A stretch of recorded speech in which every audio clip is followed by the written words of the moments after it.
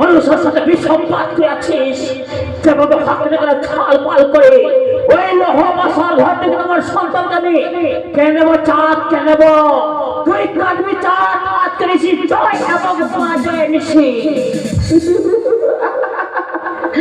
ওই চাঁদ সবচেয়ে হার মানতে বাড়িতে পেরে সেই কন্যা মানুষের সাথে বিসম্বাদ করে আছিস। নিয়ে এসেছি অনুরোধ আমি একমাত্র